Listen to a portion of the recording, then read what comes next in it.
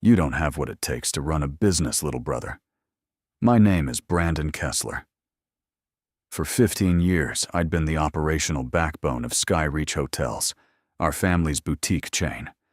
At 42, I wasn't chasing titles or corner offices. I just made sure our 8 properties across the Northeast ran smoothly, that our staff felt valued, and that our guests kept coming back. Across the desk, my sister Danielle stood with her arms crossed. She'd been president of Skyreach for exactly 11 days, ever since our father decided to step into the chairman role. Her first executive decision was apparently getting rid of me. The board agrees we need fresh perspectives, she continued, watching as I emptied my desk drawer. We've hired a consultant from Marriott to handle your responsibilities. I nodded, keeping my face neutral. The board she mentioned was her, our father, and 2 of her business school friends she'd appointed last week. My sister had always been the face of the company, charming investors, speaking at industry conferences, taking credit for our growth. Meanwhile, I handled supplier negotiations, managed renovations, and built relationships with staff. The unglamorous work that kept us profitable. You'll get 6-month severance, she added, checking her watch. Human Resources has the paperwork ready.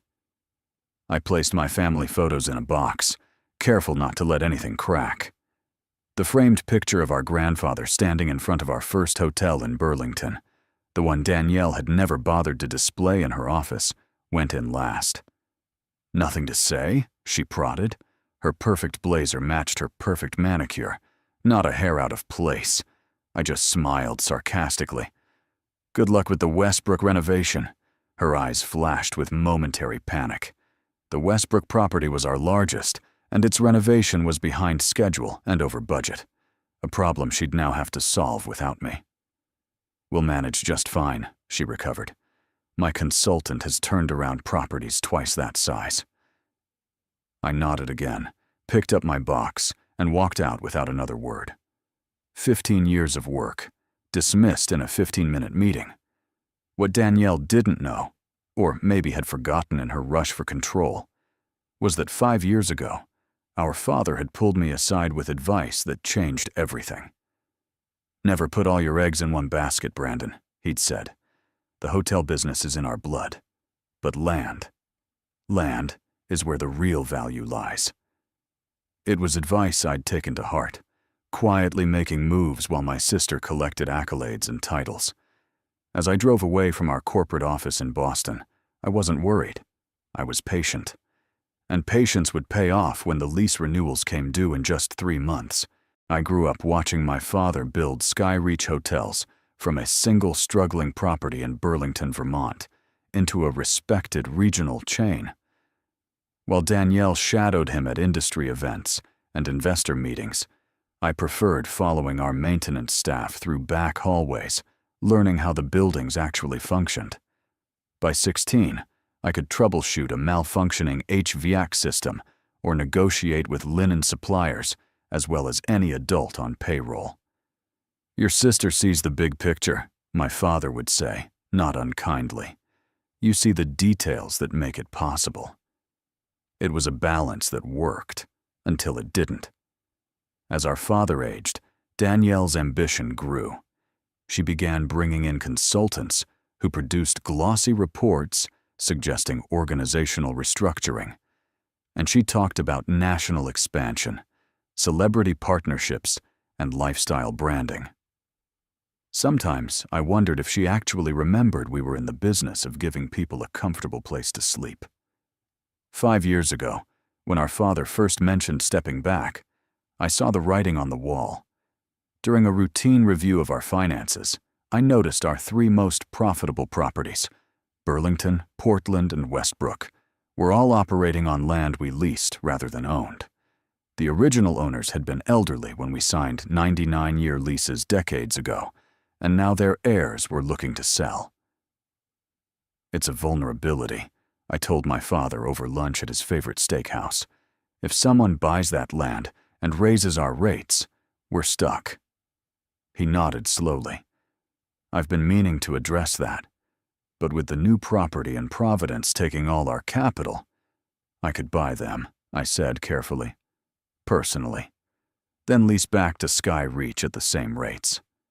Now, my father studied me over his glasses.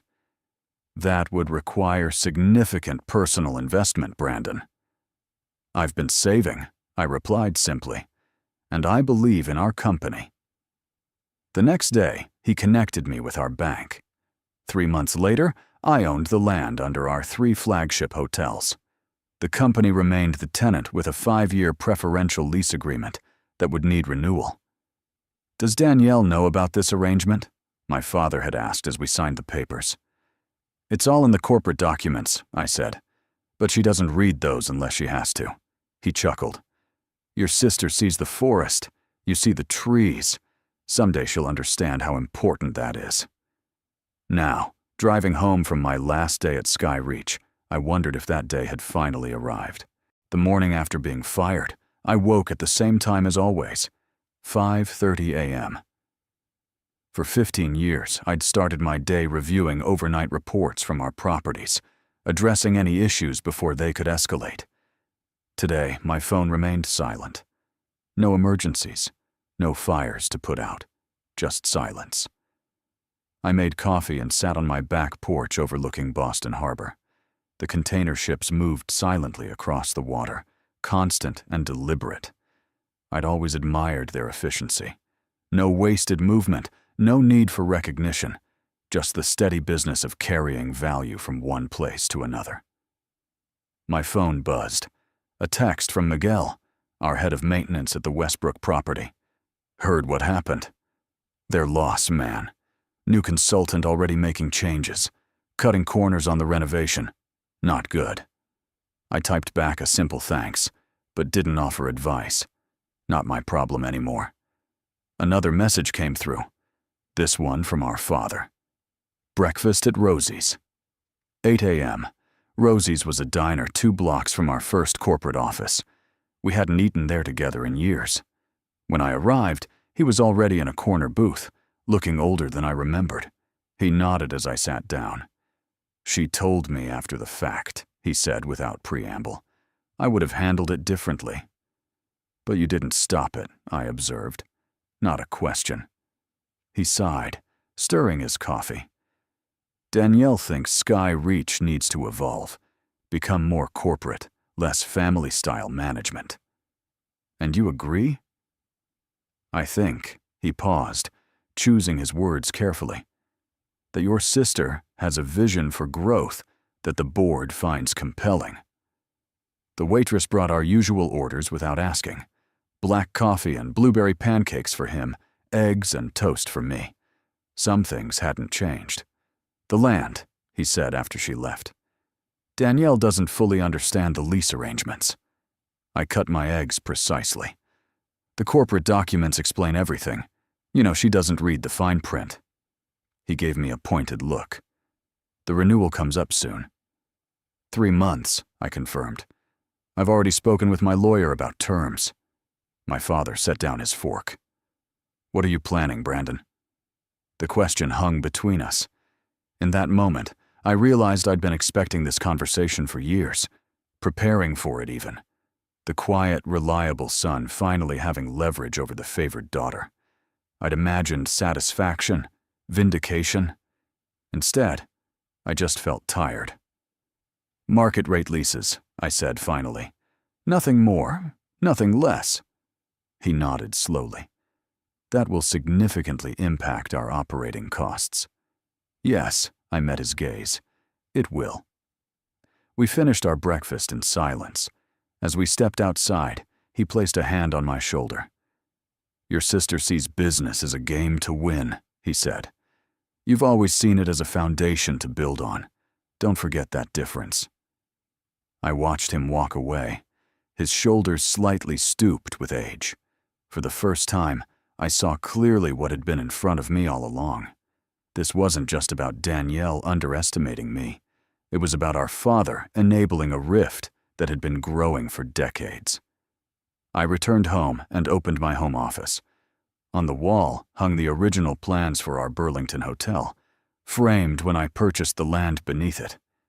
Time to focus on foundations. 2 weeks after my dismissal, Danielle finally called.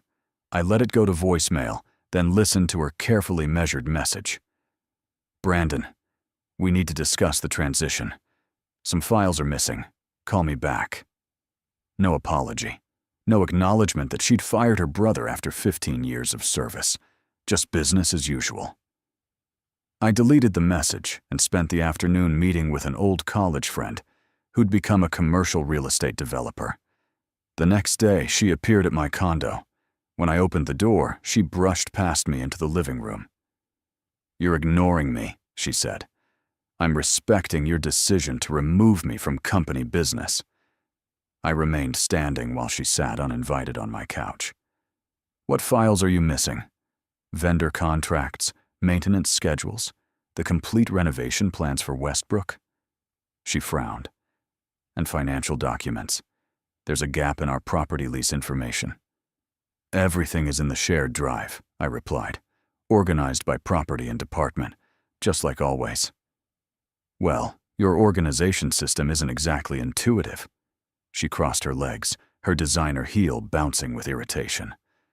"And your replacement needs context." I poured myself a coffee without offering her one. "My replacement is a hospitality consultant who's turned around properties twice our size.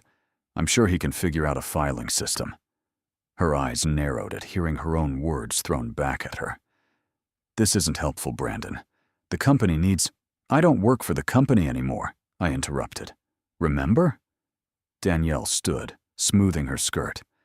"Fine. I'll have legal request the documents formally."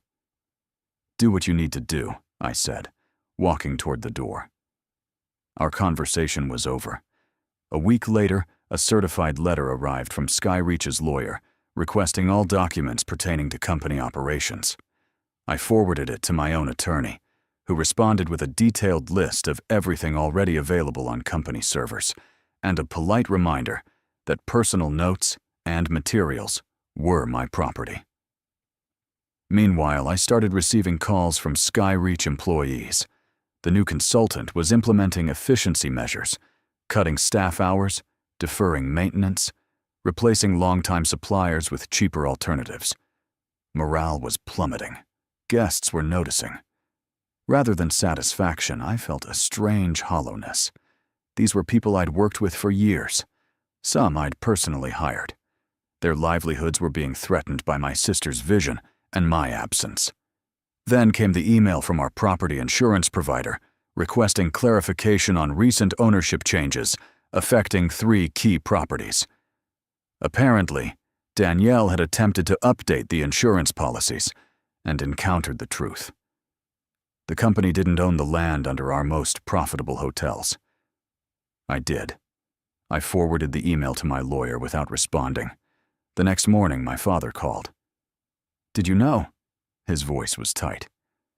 "That Danielle doesn't read legal documents?" "Yes." A heavy sigh. "She's called an emergency board meeting. Says you've hidden critical information from the company." "Nothing was hidden," I replied evenly. "Every lease agreement is properly documented. The company has been paying me rent for 5 years." "Paying you?" He sounded genuinely confused. "The accounting shows payments to BK Holdings. She thought that was a property management company." BK Holdings. Brandon Kesler Holdings. My sister had been signing off on financial statements for years, without realizing she was approving payments to her own brother. "The board meeting is tomorrow," my father continued. "You should be there." "I'm not on the board anymore," I reminded him. "Brandon," his voice softened. "This is still our family business." After we hung up, I sat at my desk, turning my grandfather's old hotel key between my fingers, the same key that opened the first property my father had transformed into Skyreach. Family business indeed. But families were supposed to look out for each other. My lawyer called an hour later. "Skyreach's attorneys are requesting information about lease renewals. How do you want to proceed?" I made my decision. Send them the new terms, market rate, No special considerations. The Westbrook Hotel stood 8 stories tall on the corner of Ocean Avenue, its large windows reflecting the morning light off Casco Bay. I'd personally overseen its renovation from a tired motor lodge into one of our most distinctive properties. Now I sat in my car across the street watching guests stream through its doors, unaware of the corporate drama unfolding behind the scenes. My phone buzzed with a text from Patricia, my lawyer. They've received the new lease terms, expecting a response today. I'd known the numbers would shock them. The below-market rates I'd offered 5 years ago had saved Skyreach nearly $2 million annually across the 3 properties. The new terms would eliminate that advantage entirely. As I watched, a familiar silver Mercedes pulled into the reserved parking spot near the entrance. Danielle. She wasn't supposed to be in Portland today. I sank lower in my seat as she strode into the building. Phone pressed to her ear, gesturing emphatically. Curiosity got the better of me. I called Miguel. "Your sister's on the warpath," he answered without greeting. "Emergency inspection. Brought the new consultant, too." "What are they looking for?" "Property documents. Blueprints. Said something about structural assessment." He lowered his voice. "Between us, I think they're trying to figure out if they can challenge your ownership claim." After thanking him, I drove to the Portland Public Records Office. Using my laptop, I pulled up the original deed transfers, property surveys, and lease agreements. All perfectly legal, all properly filed, as expected. What I didn't expect was what I found in the adjacent county records. A permit application filed 2 years ago by Danielle using her married name. A development permit for a large-scale commercial property on undeveloped oceanfront land just outside Portland city limits. I checked the business entity, Kesler Vision LLC. Not Skyreach, a separate company entirely, with my sister as the sole proprietor. Further digging revealed similar permits in Burlington and near our Westbrook property, all filed by the same LLC, all for competing hotel developments. The realization hit like a physical blow. While I'd been faithfully managing our family's hotels, Danielle had been planning to launch her own competing chain. She hadn't fired me because she thought I was incompetent. She'd fired me because I was in the way of her true ambitions. I called Patricia immediately. "I need you to look into a company called Kesler Vision LLC." 2 days later, we had the full picture. Danielle had been courting investors for her own luxury hotel brand for nearly 3 years. Her business plan, which Patricia had obtained through a contact, explicitly mentioned leveraging expertise and clientele developed at Skyreach and targeting the same markets where our most successful properties operated. The morning of the emergency board meeting, I received a call from an unexpected source. Vincent Ross, one of Danielle's business school friends who sat on our board. "I've seen the lease renewal terms," he said without preamble, "and I've heard rumors about Kesler Vision." "Not just rumors," I replied. A long pause. "I respected your father. That's why I joined this board." Another pause. "Danielle assured us you were stepping away voluntarily, that you wanted to explore other opportunities." Did she mention her own other opportunities? A heavy sigh. "Number, that's why I'm calling." I heard papers shuffling. "The board meeting is at 2. I think you should know that Danielle is going to propose Skyreach sell the Westbrook, Burlington, and Portland properties. Says the lease terms make them unprofitable. The final piece clicked into place. She wanted Skyreach to sell the hotels so her new company could acquire them at distressed prices. The buildings, not the land, creating a complicated situation where her new venture would become my tenant. "Thank you for telling me," I said. "I didn't tell you anything," Vincent replied, and hung up. I sat very still, letting cold rage wash through me. This wasn't just business anymore. This was betrayal on a level I hadn't imagined. Instead of attending the board meeting, I flew to New York to meet with Julian Hayes, CEO of Commonwealth Hotels. We'd crossed paths at industry events over the years, and he'd once attempted to recruit me.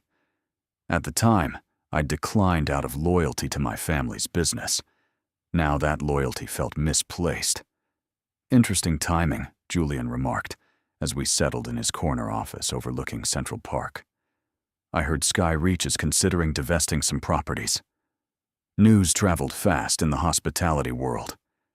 3 properties, I confirmed. Their most profitable ones. He leaned forward. And you happen to own the land beneath them. I nodded, a situation my sister failed to appreciate until recently. Julian's smile was all business. So, what exactly are you proposing, Brandon? A partnership. Commonwealth acquires the buildings when Skyreach sells. I maintain ownership of the land, but offer preferential lease terms to you. I slid a folder across his desk, detailed financials, current operations, and my proposal. While Julian reviewed the documents, I gazed out at the park.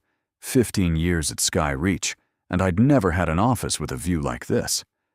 Danielle had insisted the best spaces were needed for client meetings, and her own office. Always the face of the company, always front and center. These properties fit our expansion strategy, Julian said finally. But I'm curious. Why not simply raise the rent and force your sister to keep operating them? You'd make more money. Because she's already planning to launch a competing hotel chain, I explained. His eyebrows rose. While still running Skyreach, that's ambitious. That's one word for it. I kept my voice neutral. I believe her plan was to devalue these properties, have Skyreach sell them, then acquire them through her new venture at reduced prices. With you as her landlord, Julian chuckled. Awkward. I prefer to choose my business partners more carefully. I met his gaze directly. Commonwealth has a reputation for retaining staff during acquisitions. That matters to me. Julian studied me for a long moment. Family businesses are complicated, he said finally. This isn't about family anymore, I replied.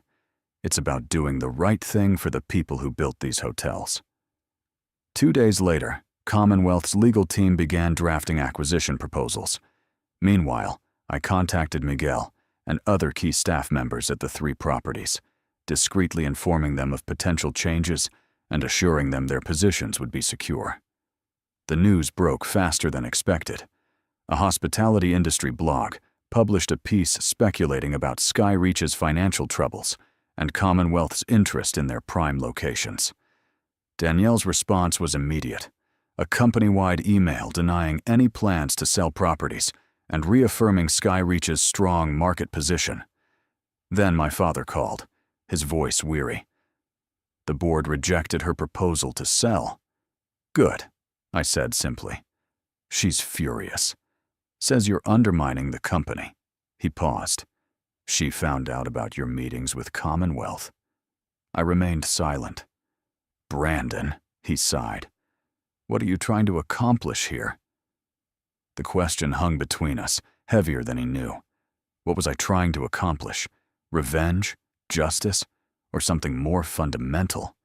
A reckoning long overdue? I'm protecting what I built, I answered finally. The same way you taught me. 3 weeks later, Skyreach's stock dropped 12% following a quarterly report showing declining revenue and increasing costs. The same day, I received a formal request from the board, minus Danielle, for a meeting to discuss strategic alternatives for challenged properties. My lawyer and Julian's team prepared for the meeting meticulously. When the day came, I walked into Skyreach's conference room for the first time since my dismissal. Danielle sat at the head of the table, face tight with barely controlled anger. Our father sat to her right, looking every bit his 70 years. Board members filled the remaining seats, their expressions carefully neutral. I took my place at the opposite end, opened my portfolio, and waited for them to make the first move. "Let's be clear about what's happening here," Danielle began, her voice clipped. "My brother is attempting a hostile takeover of the company our father built." "Incorrect," I replied calmly. "I'm simply exercising my rights as a property owner. Commonwealth Hotels is interested in acquiring buildings Skyreach no longer wishes to maintain given the new lease terms." Vincent Ross cleared his throat. "The board never approved selling those properties." "The board was presented with misleading information," I countered, sliding folders to each member. "These documents show that while serving as president of Skyreach, Danielle was simultaneously developing a competing hotel chain targeting the same markets." The room went silent. My father's face drained of color as he opened his folder. "This is absurd," Danielle sputtered. "Kesler Vision is a consulting firm, not a hotel development company. With permit applications in 3 cities where Skyreach operates," I finished for her. "With a business plan explicitly stating its intention to leverage expertise and clientele developed at Skyreach." Our father turned to her, betrayal evident in his expression. "Is this true?" Her silence was answer enough. I continued. "Commonwealth's offer exceeds market value for the properties. It includes guarantees to retain all current staff and honor existing customer commitments." I paused, something Danielle's venture had no intention of doing. "You've been planning this for years," she accused, voice shaking. "Buying the land, waiting to spring your trap." "No," I corrected. "I bought the land to protect our family business. You're the one who decided I wasn't part of that family anymore."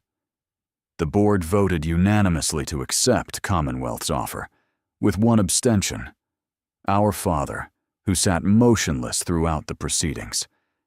As the meeting concluded, Danielle stormed out without a word. Vincent approached me afterward. "The board will be requesting Danielle's resignation tomorrow," he said quietly. "We'll need interim leadership while we restructure." I shook my head. "That won't be me. I've made other arrangements."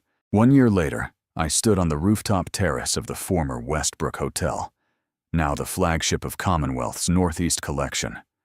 The property had been renamed the Harbor View, but much remained unchanged. Miguel still ran maintenance. Most of the staff had stayed on, and guests still enjoyed the same ocean views that had made it special. Julian joined me, handing over a quarterly report. "Revenue up 17% from last year. You were right about the local market potential." As consulting director for Commonwealth's regional properties, I worked primarily behind the scenes, negotiating with suppliers, mentoring staff, ensuring quality standards. No corner office, no power suits, no board politics. Just the work itself, which was all I'd ever wanted. "Have you seen your father?" Julian asked carefully. I nodded. "Monthly dinners. He's adjusting to retirement." After the takeover, he'd stepped down from Skyreach entirely. The company still operated 5 properties, though none were performing as well as the ones Commonwealth had acquired. "And your sister?" "Kesler Vision filed for bankruptcy protection last month," I said, without satisfaction or regret. "Turns out hotel development requires more than ambition and a business degree." We stood in comfortable silence, watching boats navigate the harbor. Eventually, Julian left for another meeting, and I remained alone with my thoughts. My phone buzzed with a text from my father. "Dinner tonight. Bringing the grandkids." I smiled and confirmed. My niece and nephew weren't responsible for their mother's actions, and I'd made sure my relationship with them remained intact throughout the corporate turmoil. As the sun began to set, I took one last look at the property. Not just the building, but the land beneath it, the foundation that made everything else possible. In the end, that's what Danielle had never understood. Success wasn't about who sat in the biggest office or who had the fanciest title. It was about creating something solid enough to weather any storm. I turned away from the view and headed downstairs. Time to prepare for dinner with family. The parts worth keeping, anyway,